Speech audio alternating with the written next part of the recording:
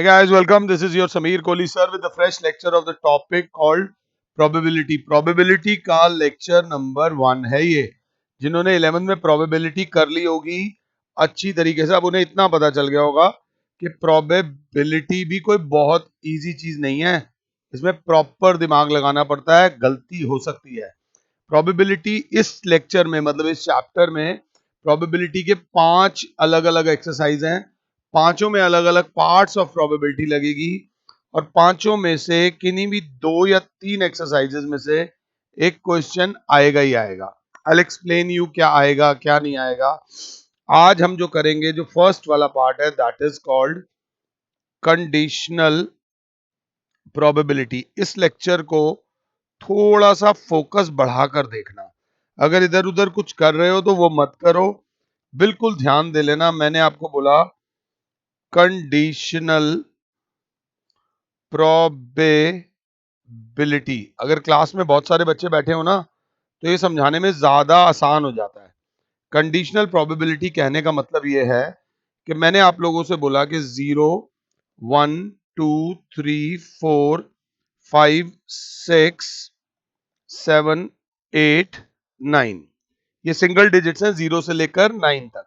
सब जानते हैं इसके अंदर टोटल जो होगा, टोटल नंबर ऑफ डिजिट्स जो है वो है 10. वो जो टोटल नंबर ऑफ डिजिट्स है वो है 10.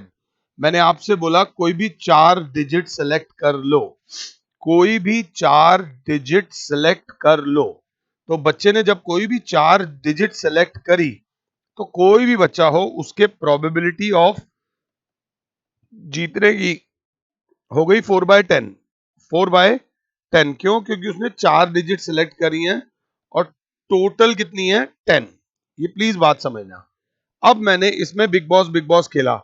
बिग बॉस मींस इसमें मैंने थोड़ा सा एक्स्ट्रा बोल दिया कि जो नंबर आने वाला है, जो नंबर आने वाला है वो नंबर, ध्यान देना, मैंने बोला जो नंबर आने वाला है वो 3 या 3 से बड़ा है. 3 या 3 से बड़ा है. 3 या 3 से बड़ा है. अब कुछ बच्चों की प्रोबेबिलिटी की वैल्यू बढ़ गई होगी और कुछ बच्चों की प्रोबेबिलिटी ऑफ दैट इवेंट घट गई होगी. जिन्होंने 1, 2, 3, 4 लिया होगा, जिन बच्चों ने ये नंबर सेलेक्ट किए होंगे शुरू के 0, 1, 2, 3, अब उनकी प्रोबेबिलिटी उनके फेवर में सिर्फ एक बंदा रह जाएगा. आप खुद से बताओ आपकी प्रोबेबिलिटी बढ़ी या वही रही? वो तो रह ही नहीं सकती क्योंकि हमने 3 नंबर तो हटा ही दिए ना. अब जो टोटल में नीचे आएगा, टोटल में नीचे पक्का 7 आएगा. टोटल में नीचे पक्का 7 आएगा. 1, 2, 3, 4, 5, 6, 7. हाँ, सपोज एक बच्चा बोलता है मैंने इवन नंबर सेलेक्ट करे थे, मैंने इवन नंबर सेलेक्ट करे थे. तो बच्चे ने 2, 4, 6 और 8 सेलेक्ट करे थे. तो पहले तो उसकी प्रोबेबिलिटी 4/10 थी, बट अब उसकी प्रोबेबिलिटी अभी भी 3 नंबर उसके जिंदा है तो 3/7 हो गई. और 3/7 4/10 से ज्यादा होता है. प्लीज इस बात को समझो. इस प्रकार की प्रोबेबिलिटी को बोलते हैं कंडीशनल प्रोबेबिलिटी. एक इवेंट है, जैसे आज बिग बॉस का फाइनल है. बिग बॉस के फाइनल में उन्होंने 5 लोग रखे हुए हैं. 5 लोग में से 2 लड़के हैं और 3 लड़कियां हैं. ध्यान दीजिएगा, मैंने आपको बोला there are 2 boys and there are 3 girls.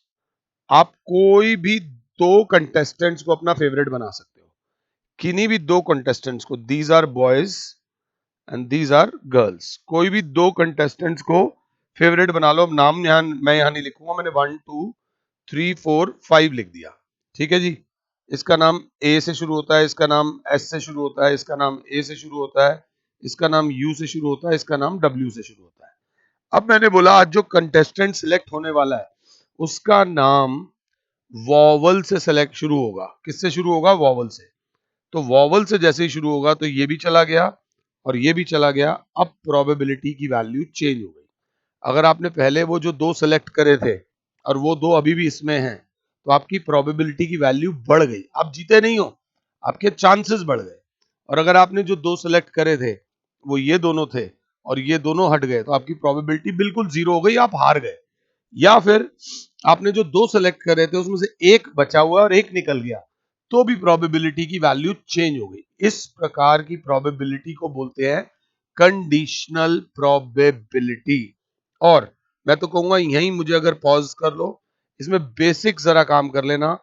When a coin is tossed, इसका सैंपल स्पेस बना लेना। When two coins are tossed, इसका सैंपल स्पेस बना लेना। When three coins are tossed, इसका बढ़िया वाले सैंपल स्पेस वैसे मैं खुद भी करवाऊंगा। एक क्या कर लेना, when a fair die is thrown. फिर एक बना लेना, when a pair of die is rolled.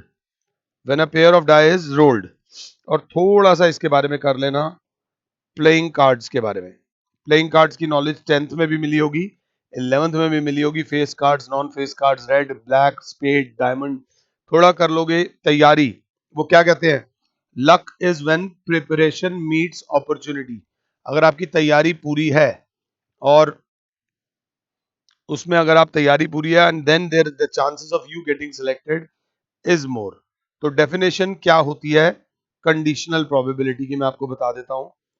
Conditional probability says that if, ध्यान दीजिएगा, E and F are two events, E and F are two events, E एक अलग इवेंट है, एफ एक अलग इवेंट है, associated with a sample space, दोनों का सेम सैंपल स्पेस है, of a random experiment. Random experiment मतलब कोई वैल्यू कभी भी आ सकती है। Then conditional probability of the event E, conditional probability of the event E, given that F has already occurred, is, ध्यान दीजिएगा, P of E by B। इसको बोलते हैं probability of E when F has already occurred। आप आराम से समझ लो, probability of 1/2 लिखा हो तो probability of 1 when second has happened, जो सेकंड वाला इवेंट है वो हो चुका है। मैं ये नहीं बोल रहा आपको समझ आ गया है, मैं भी आपको समझाता हूं। Probability of E by F बराबर होता है probability of E intersection F upon probability of F. इसमें probability of E by F में ई की इतनी वैल्यू नहीं है, ज्यादा वैल्यू किसकी है कि ई का कितना एफ के साथ मिलता है। बच्चा कहेगा नहीं समझ आया, मैं कहूंगा 2 मिनट रुक जाओ। आई स्टार्टेड विद दिस, मैंने आपको ये बोला था, इस इवेंट में मैंने आपको बोला था कोई भी 4 नंबर सिलेक्ट कर लो। तो वो बच्चा जिसने, सपोज बच्चे ने सिलेक्ट करा 0 1 2 3, बच्चे ने ये सिलेक्ट करा 0 1 2 3, और मैंने बोला कि जो नंबर आया है वो ये है 3 4 5 6 7 8 9। तो बच्चा क्या कहेगा, बच्चा कहेगा शिट, आई एम सॉरी, मैं ये वर्ड बोल रहा हूं। बच्चा कहेगा और मेरे पास तो सिर्फ एक इवेंट बचा है, कौन सा, 3। मतलब बच्चे के फेवर में 4 थे, बट वो 4 किसी काम के नहीं है, क्योंकि एफ हो चुका है, क्योंकि एफ हो चुका है, ये इवेंट हो चुका है। तो 3 ने सिर्फ इज्जत बचाई इसलिए क्योंकि 3 जो था वो एफ के अंदर आ रहा था, मतलब ये ई इंटरसेक्शन एफ था। जब इवेंट नहीं शुरू हुआ था तो सबकी प्रोबेबिलिटी 4/10 थी, बट जैसे ही मैंने बोला नंबर 3 या 3 से ज्यादा है तो आपका इंटरसेक्शन में एक ही पॉइंट था, तो 1/3 7 हो जाएगी आपकी प्रोबेबिलिटी। आई होप कि ये चीज मैं आपको दे पा रहा हूँ। सपोज यहां पर भी आप आ जाओ, जब इवेंट में कुछ नहीं हुआ था, मैंने कहा कोई भी 2 बंदे सिलेक्ट करो, मैंने कहा कोई भी 2 बंदे सिलेक्ट करो, तो आपकी कुछ भी प्रोबेबिलिटी नहीं, मैंने पूछी भी नहीं, मगर मैंने बोला जो बंदे सिलेक्ट हुए हैं उनका नाम वॉवल से है। उनका नाम किससे है? वॉवल से। सपोज तुमने ये वाला बंदा सिलेक्ट किया था, ये वाला, और ये वाला बंदा सिलेक्ट किया था जिसका नाम डब्ल्यू से था। ध्यान से देखना, ये तुमने सिलेक्ट किया था, और मैंने क्या बोला, जो जीता है वो वॉवल वाला जीता है, जो जीता है वो वॉवल वाला जीता है। एक या तो ये जीता है, या तो ये जीता है, या ये जीता है। अब मैंने बोला वॉवल वाला जीता है, तो तुम्हारे फेवर के जो 2 इवेंट्स है वो दोनों तुम्हारे काम नहीं आ रहे। तुम्हारे काम सिर्फ कौन सा आ रहा है? जो ये वाला है, क्योंकि ये इसके साथ इंटरसेक्ट कर रहा है। ई में जितने मर्जी इवेंट हो, उससे कोई लेना देना नहीं है। लेना देना किससे है? Probability of E by F में हमारा लेना देना है कि probability of E intersection F upon probability of F, के ई के कितने इवेंट्स एफ के साथ इंटरसेक्शन कर रहे हैं, क्योंकि एफ हो चुका है। इज दैट क्लियर कि नहीं? आपकी क्लास का रिजल्ट आता है, हम लड़कों की बात कर रहे हैं, लेट्स टॉक अबाउट बॉयज। आज आपका रिजल्ट आता है और इतने में कोई दूर से चिल्ला के बोलता है, भाई कोई भी लड़का फेल नहीं हुआ, कोई भी लड़का फेल नहीं हुआ। इसका मतलब all the boys become more happy, boys की कंडीशनल प्रोबेबिलिटी बढ़ जाती है। वहीं पे कहीं पे कोई एक आधी लड़की खड़ी होगी तो वो परेशान हो सकती है, क्योंकि ऑलरेडी पहले वो देख रही थी 30 लड़के हैं 20 लड़कियां हैं, तो लड़की के पास होने की प्रोबेबिलिटी 20/50 थी। बट जैसे ही उसने बोला कि कोई भी लड़का फेल नहीं हुआ, तो ये हट गया, तो अब उसके पास होने की प्रोबेबिलिटी कम हो गई। इसी चीज को कंडीशनल प्रोबेबिलिटी बोलते हैं। इसको समझने के लिए आप कृपया करके सलमान खान जी का कोई भी बिग बॉस का फाइनल एपिसोड देख लो। उसमें वो कंडीशनल प्रोबेबिलिटी के अंदर अंदर 4 घंटे आपको बताते रहेंगे। पहले एक को निकालेंगे, फिर दूसरे को निकालेंगे, फिर तीसरे। आपके दिल की धक धक बढ़ने लग जाती है। और ऐसे में अगर आपका कंटेस्टेंट निकल जाता है तो आपका इंटरेस्ट खत्म हो जाता है, फिर आपको नहीं लेना देना कोई जीत रहा है नहीं जीत रहा, हमें उससे कोई लेना देना नहीं है। हाँ, अगर आपका कंटेस्टेंट रहता है तो आपका इंटरेस्ट बढ़ता जाता है, और एंड में आपका कंटेस्टेंट फाइनल में सेकंड आता है and you just lose it all. तो ध्यान से देख लेना, इसको पहले फील कर लो, ये मैंने आपको बोला करने को। उसके बाद probability of E by F, suppose probability of A by B को बोलेंगे probability of A when F has already occurred. Probability of A when F has already occurred, तो ये P ऑफ ए नहीं होगा, probability of A intersection B upon probability of B। मैंने आपसे बोला probability of B by A, तो मेरी class बोलेगी probability of B intersection A upon, अगर साथ हो तो अपॉन में प्रोबेबिलिटी ऑफ A। ये थोड़ा सा याद रख लेना, इसमें बस ये याद रख लेना, प्रोबेबिलिटी ऑफ जिसकी फाइंड करनी है अपॉन जो हो चुका है। जिसकी फाइंड करनी है अपॉन जो हो चुका है, बस इतना याद रख लेना और कुछ नहीं है। एनसीईआरटी के अंदर एक प्रॉपर्टी दी हुई है, हम आमतौर पे ये प्रॉपर्टी बच्चों को कराते भी नहीं है, बट ये वीडियो क्लास का ये एक एडवांटेज है that we have to go through everything. वो कहते हैं if let E and F be events of a sample space S of an experiment, ठीक है जी,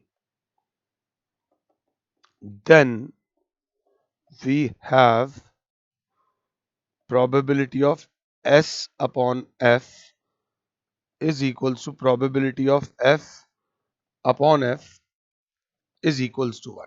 ये प्रॉपर्टी पहले समझ लो, ऐसी कोई दिक्कत नहीं है। बच्चा बोलेगा अभी आपने पीछे बोला है A बाय B में A इंटरसेक्शन B आता है, तो अगर मैं इसको सॉल्व करूंगा probability of S by F में probability of S intersection F upon probability of F, थोड़ा सा लाइन क्रॉस हो गई, ब्रैकेट ऊपर तक ही रहना था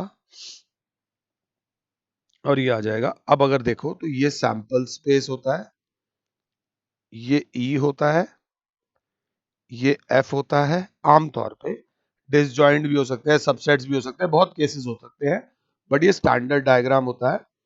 एस और एफ का इंटरसेक्शन, एस और एफ का इंटरसेक्शन जो होता है वो ये होता है। So it will be probability of F by probability of F, cancel होकर के आ जाएगा 1। और अगर probability of F by F की बात हो रही है तो probability of F intersection F upon probability of F, F intersection F will be F upon probability of F. ये से ये कैंसिल हो जाएगा, ये भी कितना आ जाएगा 1, ये भी 1 आ गया, ये भी 1 आ गया। आराम से मुझे पॉज कर लो और इस चीज को प्लीज ढंग से कॉपी कर लो, क्योंकि अगली वाली प्रोबेबिलिटी थोड़ी सी खतरनाक होने वाली है। अगली वाली प्रोबेबिलिटी क्या है? प्रॉपर्टी 2, वो कहते हैं if A and B are any two events, E and F, A and B are any two events, A and B are any two events of a sample space S, of a sample space S, of a sample space S, and F is an event of S such that P of F is not equals to 0, F एक और event है, then ध्यान से देख लेना, probability of A union B upon F upon probability, oh sorry, is equals to probability of A by F plus probability of B by F minus probability of A intersection B by F। एक बार इसको मेरे को pause करके एक बार खुद से करने की कोशिश करो, एक बार खुद से करने की कोशिश करो, ये प्रूव करना है। तो जैसा आपको ठीक लगे।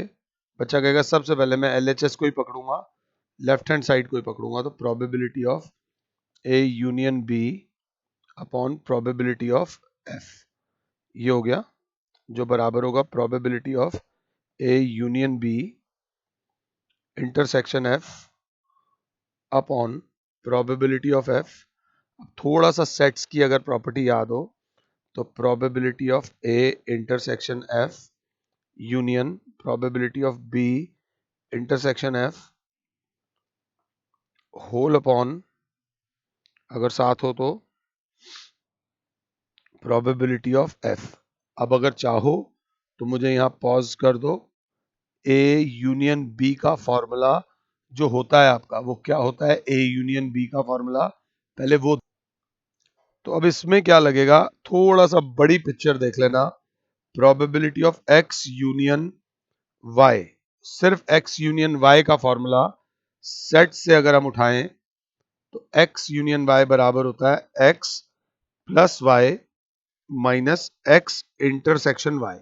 बेटा इसमें फोकस की जरूरत है, क्योंकि प्रॉपर्टी बेस्ड एक क्वेश्चन आ सकता है।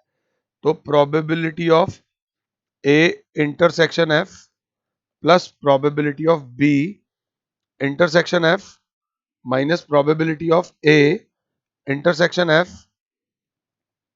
Intersection B intersection F upon probability of F. यहां पर मैंने ये वाली प्रॉपर्टी लगा दी, क्लास अलग अलग करेगी। Probability of A intersection F upon probability of F plus probability of B intersection F upon probability of F minus probability of A intersection F intersection B intersection F. क्या हो जाएगा? Probability of A intersection B intersection F whole upon probability of F. इतने में बच्चा बोलेगा sir अगर A intersection ये है तो ध्यान से देखना यहां पर क्या फॉर्मूला लग सकता है। क्या कोई फॉर्मूला लग रहा है? यहां कोई फॉर्मूला लग रहा है, और अगर इसको देखो तो यहां कोई फॉर्मूला लग रहा है। बच्चा अगर कंफ्यूज है तो बच्चा पीछे जाएगा, sir E F intersection F, ये तो इजी वाला था, और पीछे जाओ, A intersection B upon B होता है ए बाय बी, तो ये हो जाएगा sir probability of A intersection F by F, probability of A by F plus probability of B by F minus probability of A intersection B by F, अगर साथ हो तो A intersection B intersection F था, तो ये आपका proof आ गया इस प्रॉपर्टी का। इस प्रॉपर्टी का प्रूफ सबसे ज्यादा जरूरी तब होगा जब आपको भूल चुके होगे, तो थोड़ा सा ध्यान दे लेना। हाँ, इसमें एक केस और हो सकता है, सपोज वो ये बोलता है कि if A and B are disjoint sets, थोड़ा ध्यान दे लेना, डिसजॉइंट सेट्स मतलब ए अलग है और बी अलग है। इस केस में ए इंटरसेक्शन बी 5 होता है, तो probability of A intersection B 0 हो जाता है। तो इस केस में probability of A union B upon F बराबर हो जाता है probability of A by F plus probability of B by F. आराम से मुझे कॉपी का वो पॉज करके इस चीज को 2 बार कॉपी कर लेना। अगर दिक्कत आई हो ना तो रिमाइंड करके दोबारा देख लेना, परेशान होने की जरूरत नहीं है। इस चीज की ना आदत नहीं है, सेट्स काफी टाइम बाद पढ़ रहे हैं, सेट्स की प्रॉपर्टीज भी थोड़ी कम पड़ी हुई हैं। अब जरा ध्यान से देख लेना, एक बार और लिख दूं, प्रोबेबिलिटी ऑफ क्या, ए यूनियन बी, हमने जो प्रॉपर्टी करी है एक बार देख लेते हैं, अपॉन एफ बराबर होता है probability of A by F plus probability of B by F minus probability of A intersection B by F. और इसी में हमने एक और केस करा था, दोनों केस इंपॉर्टेंट है कि probability of A union B by F बराबर होगा probability of A by F plus probability of B by F if A and B are disjoint sets. Disjoint sets मतलब A intersection B is equals to 5, अगर ए intersection B क्या होगा 5। ये थोड़ा सा ध्यान से देख लेना। अब कोई भी इवेंट और उसका कॉम्प्लीमेंट, अगर आपको याद हो, अगर ये सैंपल स्पेस है और ये एक इवेंट है, तो जो ये बाहर वाला हिस्सा है ये जो है ये ई कॉम्प्लीमेंट होता है, ये होता है इवेंट और ये होता है कॉम्प्लीमेंट। कॉम्प्लीमेंट वर्ड बोल दो या नॉट इवेंट बोल दो, ये इवेंट है और ये नॉट इवेंट है। तो E intersection E complement is always equals to 5, ये बात याद रख लेना। E intersection E complement is always equals to 5, इसमें कुछ भी कॉमन नहीं होता। एक और प्रॉपर्टी है जो मेरे को इसी पेज पर करानी पड़ेगी, दैट इज, ध्यान से देख लेना, दैट इज प्रॉपर T3, ये मुझे नहीं आती। Probability of E complement F बराबर होगा 1 minus probability of E by F। ये भैया आराम से मुझे पॉज कर लो और एक बार खुद से ट्राई कर लोगे तो बढ़िया रहेगा। जो मैंने अभी पहले कॉपी करने को बोला है, पहले ये कॉपी कर लो और फिर उसके बाद मुझे ट्राई करो, तो बच्चा बोलेगा this implies sir probability of E union E complement will be, ये वाला फॉर्मूला लगेगा, बट इसका ये वाला पार्ट लगेगा क्योंकि ई और ई कॉम्प्लीमेंट डिसजॉइंट सेट्स होते हैं। तो ये होगा probability of E union E complement, ध्यान से देख लीजिएगा, E union E complement by F बराबर होगा probability of E by F plus probability of E complement by F. और सर अगर ध्यान से देखो, probability of E union E complement करोगे तो ये आ जाएगा प्रोबेबिलिटी ऑफ, हमने लिखा तो सही है ना, हम कहीं गलत तो नहीं लिख रहे हैं ना, हाँ बिल्कुल सही लिख रहे हैं, कहीं गलत नहीं है।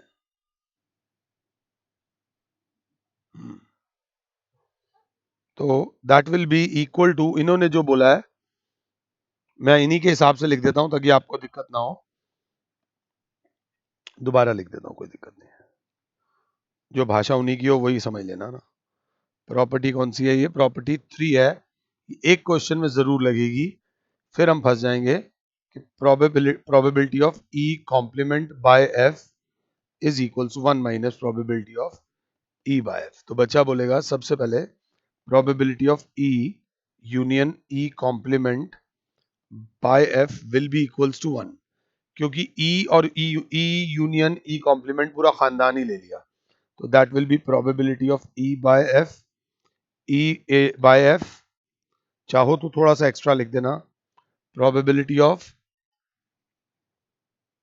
That will be probability of E by F plus probability of E complement by F is equals to 1। तो therefore probability of E complement by F बराबर हो जाएगा 1 minus probability of E by F. इसको थोड़ा सा रट के मत चलना, इसको करके चलोगे तो फायदा रहेगा।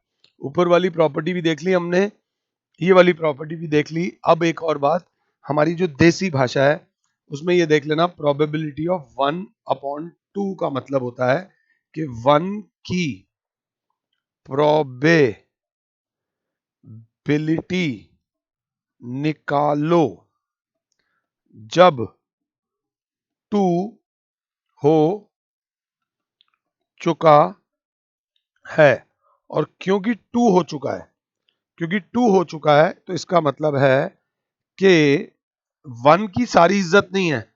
हम बस ये दुआ करेंगे कि 1 का ज्यादा से ज्यादा मामला, 1 के ज्यादा से ज्यादा एलिमेंट्स सेकंड के अंदर आए, 1 का सेकंड के साथ जो आए इंटरसेक्शन वो ज्यादा से ज्यादा आए। हमारे पास एनसीईआरटी का एग्जाम्पल नंबर 1 है, वो बोलता है if probability of A is equal to 7/13, probability of B 9/13 और probability of A intersection B 4/13 दे रखा है। इवैल्यूएट, वो बोलता है evaluate probability of A by B. देखो मेरे को मेन मतलब क्या है, probability of A by B मतलब एक ही निकालो जब बी हो चुका है, एक ही निकालो जब बी हो चुका है, तो that will be probability of A intersection B upon probability of B. और probability of A intersection B मेरे प्यारे बच्चों दे रखा है 4/13 अपॉन प्रोबेबिलिटी ऑफ बी दे रखा है 9/13। Your answer is 4/9। जिन बच्चों ने पढ़ाई नहीं करी होती ना, वो इसमें ये गलती कर देते हैं, probability of A by B को probability of A by probability of B लिख देते हैं, जो कि गलत बात है। ये गलती मत कर देना, नुकसान हो जाएगा, इस चीज को याद रख लेना। इसके बाद मैं एग्जांपल चाहूं तो पॉज करके लिख सकता हूं, ताकि तुम लोग आराम से, यहां मैं आपका टाइम नहीं वेस्ट कर रहा, साथ साथ चल रहा हूं। एग्जांपल नंबर 2, वो बोलता है अ फैमिली हैज 2 चिल्ड्रन। अब जैसे मैंने क्वेश्चन भी पूरा नहीं लिखा, सबसे पहले मैं सैंपल स्पेस लिखूंगा B1 B2 B1 G2 G1 B2 और G1 G2। 1 है बड़ा बच्चा, 2 है छोटा बच्चा, पहला भी बेटा दूसरा भी बेटा, बेटा बेटी बेटी बेटा और बेटी बेटी। A family has 2 children.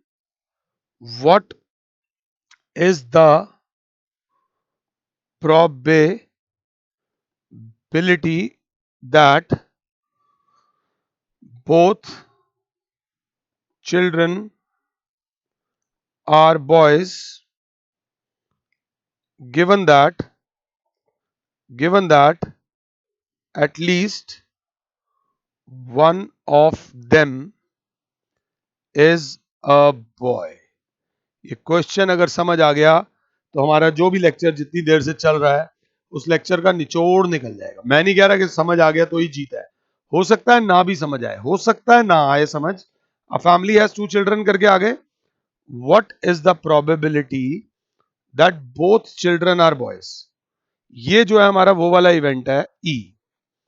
E is both are boys की प्रोबेबिलिटी निकालो, बोथ आर बॉयज की प्रोबेबिलिटी निकालो, गिवन दैट गिवन दैट मतलब जो हो चुका है। At least one of them is a boy, ये गिवन है कि उनमें से एक लड़का है जो हो चुका है। At least one of them is a boy, उनमें से कम एक लड़का है। एक लड़का है मतलब B1 G2, G1 B2 और B1 B2। एटलीस्ट एक मतलब कि कम से कम एक लड़का तो है ही है। तो बच्चा हाथ के हाथ निकालेगा ई इंटरसेक्शन एफ। ई इंटरसेक्शन एफ में B1 B2 आ रहा है, तो B1 B2 भी आ रहा है। अब थोड़े से पंगे लेंगे। Total number of sample events 4 हैं। Number of elements in A की कोई जरूरत नहीं थी।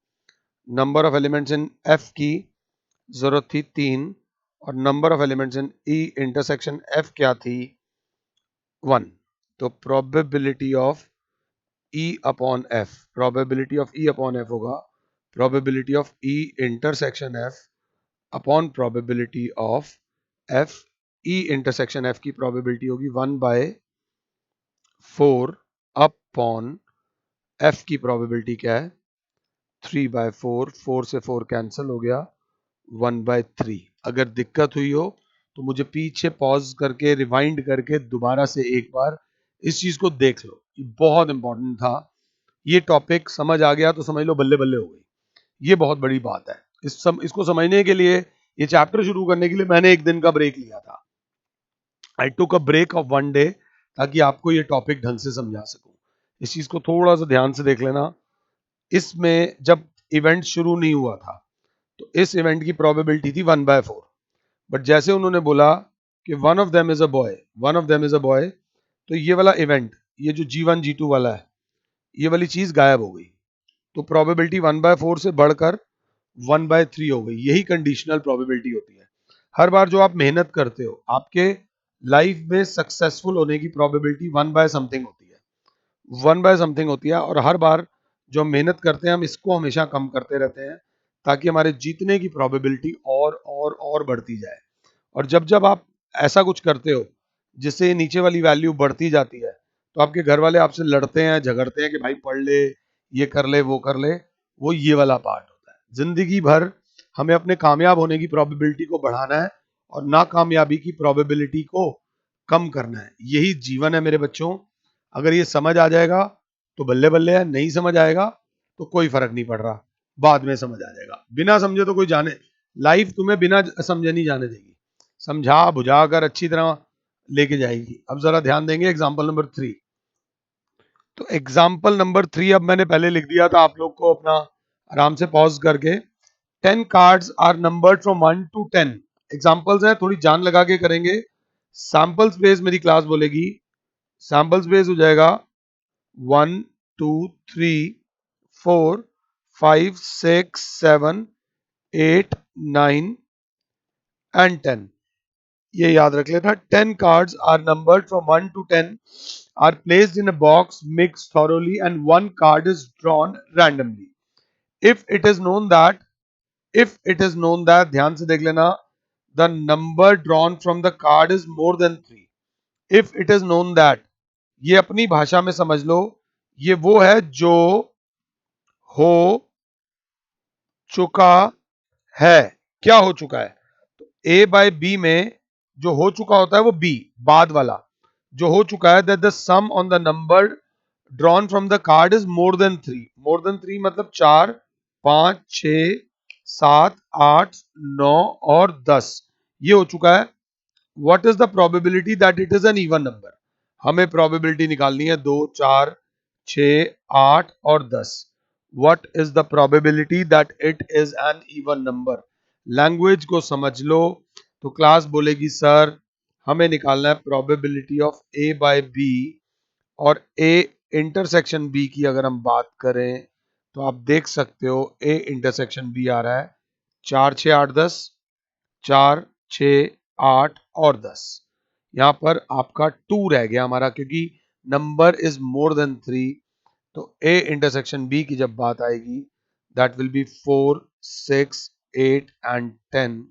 तो probability of A intersection B will be, probability of A intersection B upon probability of B, that will be 1 2 3 4, number of elements of A intersection B is 4, number of elements in B is 1 2 3 4 5 6 7 7, और number of elements in sample space is 10. तो n of A intersection B upon n of S upon n of B upon n of S, S से S cancel हो जाएगा. A intersection B is 4 by 7. Your answer is 4 by 7. अगर आप ध्यान से देखो, so the सही answer is 4 by 7. अगर क्लास 7 है तो चेक कर लो, भले ही आगे पीछे जैसे भी हो. The answer is 4 by 7 if I am not wrong. मैं एक बार चेक कर लूं, कहीं मेरे से गलती ना हुई हो. बिल्कुल सही है. इसके बाद अगला एग्जाम्पल आता है. In a school there are 1000 students. ठीक है जी, 1000 स्टूडेंट्स हैं, 430 आर गर्ल्स हैं जी, 430 गर्ल्स हैं जी. आगे हमारे को लग रहा है ऑटोमेटिकली हो जाएगा 570 आर बॉयज, ऐसा हो जाएगा हमें लग रहा है. It is known that out of 430 10% of the girls study in class 12. तो क्लास 12 वाली बच्चियां जो हो जाएंगी वो 430 का 10% हो जाएगा 43. अपनी भाषा में लिखो, what is the probability that the chosen that the student chosen randomly studies in class 12. आपको probability निकालनी है that the student chosen randomly studies in class 12. जो बच्चा सिलेक्ट हुआ है वो 12th में पढ़ता है, इसकी probability निकालो. What is the probability that the chosen student randomly studies in class 12 given that the chosen student is a girl. जो हो चुका है, जो हो चुका है वो है chosen student is a girl. is a girl मतलब probability of girl जो हो चुका है that is 430 upon 1000. हमें probability निकालनी किसकी है that the student chosen studies in class 12th. तो क्लास 12th वाले बच्चे कितने हैं 43 गर्ल्स एंड बॉयज भी होंगे बट बॉयज नहीं दे रखे. 43 प्लस हम ले लेंगे x, क्योंकि स्टूडेंट्स स्टडिंग इन क्लास 12 में तो 43 गर्ल्स हैं प्लस बॉयज हैं. बट ए इंटरसेक्शन बी जो आएगा that chosen student is a girl and of class 12th. तो इंटरसेक्शन आ रहा है 43. तो probability of A intersection B कितना हो जाएगा 43 upon 1000. So therefore probability of A by B क्या हो जाएगा probability of A intersection B upon probability of B that is 43 upon 1000 upon 430 upon 1000. 1000 से 1000 गया 1 अपॉन 10 दैट इज 0.1. बेटा इसमें हो सकता था हम यहाँ गलती कर जाते, हमें निकालनी थी कि 12वीं का बच्चा हो. तो 12वीं के बच्चे में अगर आप 43 लिख देते तो भी आपका आंसर आ जाता, बट वो यहाँ पर आधा नंबर कट जाता. जिंदगी भर सोचते रह जाते कि मार्क्स गए कहाँ थे. थोड़ा सा बस ध्यान दे के चलना और कुछ भी नहीं था अगर इसको बहुत ज्यादा ध्यान से देखें तो. इसके बाद हमारे पास क्या है, अगर क्लास 7 है तो हम आएंगे इससे अगले वाले में. इससे अगला है एग्जाम्पल नंबर 5. एग्जाम्पल नंबर 5 को थोड़ा सा डरना मत देख के. वो कहता है die is thrown 3 times. Sample space नहीं बनाना. 3 बार फेंकने पे पता है क्या होगा 111 112 113 216 आउटकम्स आएंगे. A and B are defined as, A है 4 on the third throw. 4 on the third throw का मतलब समझो 114 124 134 dot dot dot dot dot dot I don't know खत्म कहां होगा 664. अगर ध्यान से मेरा कंसेप्ट स्ट्रांग है तो मैं लिख दूंगा नंबर ऑफ एलिमेंट्स इन ए, ये चेंज हो रहे हैं ना, लास्ट वाला तो सेम रह रहा है, वो आ जाएगा 36. 114 124 134. अगर नहीं समझ आया तो सारे के सारे लिखो. लिखो B is the event 6 on the first throw and 5 on the second throw. 6 on the first throw, 651, 652, 653, 654, 656. ये वाला. B is the event that 6 and 5 are on the first and second throw. ठीक है जी. Find the probability of A given that B has already occurred. ये हो चुका है तो सबसे पहले A इंटरसेक्शन B निकालो. अगर अच्छे हो तो A इंटरसेक्शन B क्या आएगा? A इंटरसेक्शन B इसी में कहीं सर होगा एक 654. सिर्फ एक एलिमेंट होगा जो दोनों में कॉमन होगा तो 654. अगर दिक्कत हो रही हो तो मुझे पॉज करके इसका पूरा एक एक आउटकम लिख लो, आपको पता चल जाएगा. तो probability of A by B बराबर हो जाएगा probability of A intersection B upon probability of B, और कहीं पे लिख लेना टोटल आउटकम्स जो हैं वो 216 हैं. So that will B intersection का एक ही आ रहा है. Number of elements in A intersection B is 1, तो 1/216 अपॉन जो हो चुका है दैट इज 6/216. ये से ये कट गया 1/6. The probability of this event is 1/6. I hope कि मैं आपको समझा पाया हूं और भाग नहीं रहा. I don't want to run into this. मेरे को पॉज करो और इसका एग्जाम्पल नंबर 6 करने की कोशिश करो. अ डाई इज थ्रोन ट्वाइस, 1 1 1 2 1 3 1 4 1 5 ऐसे करके 36 आउटकम्स आएंगे and the sum on the number appearing is observed to be 6. The sum of the number appearing on it is observed to be 6. 1 5 2 4 3 3 4 2 5 1. ये वो है is observed to be. थोड़ी सी English को पकड़ना पड़ेगा, थोड़ी सी. observed to be 6 मतलब हो चुका है, जो नंबर आ चुका है वो 6 है. what is the conditional probability that 4 has appeared at least once? वो कह रहे हैं what is the conditional probability that 4 has appeared at least once? 4 1 4 2 4 3 4 4 4 5 4 6. ध्यान से 1 4 2 4 3 4 4 4 लिख चुका हूं, 5 4 और 6 4. What is the probability that 4 has appeared at least once? 4 कम से कम एक बार आया हो, या तो एक बार आया हो या एक से ज्यादा बार आया हो. हमारी नजर उस पे नहीं है, हमारी नजर है 4 2 यहां पर भी है, 4 और 2 यहां पर भी है, 2 और 4 यहां पर भी है, 2 और 4 यहां पर भी है. तो हमारी जो नजर है वो A इंटरसेक्शन B पर है, दैट इज 2 4 एंड 4 2. तो what is the conditional probability that, इसकी प्रोबेबिलिटी निकालो जबकि ये हो चुका है.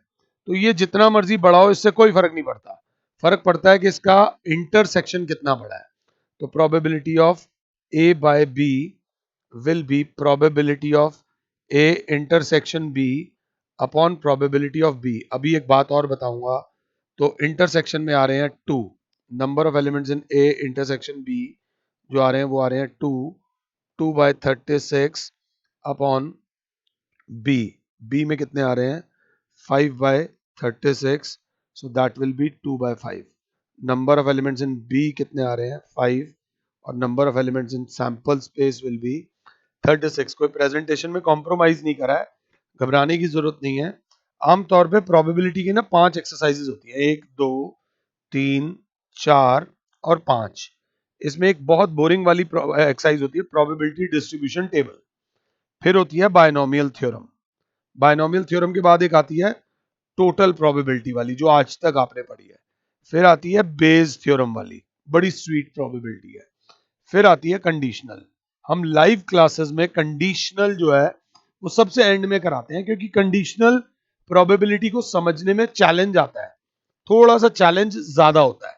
बट कोई ऐसी दिक्कत नहीं. आप, ये बात मैंने लेक्चर के पहले में क्यों नहीं बोली, आपका सिस्टम हिल जाता. आपको मुश्किल से आधा पौना घंटे का जो भी ये लेक्चर है इस लेक्चर को एक बार बहुत फोकस से देखना, एक बार साइड में चलने देना और एक बार और करने देना, आपकी रिवीजन भी साथ के साथ हो जाएगी। आई होप के जो पढ़ाया है वो आपको फायदा दे और आप आने वाले समय में मैथ्स में 100 में से 100 लाओ। फिलहाल के लिए और Sameer sir is saying you good bye, god bless all, जय माता।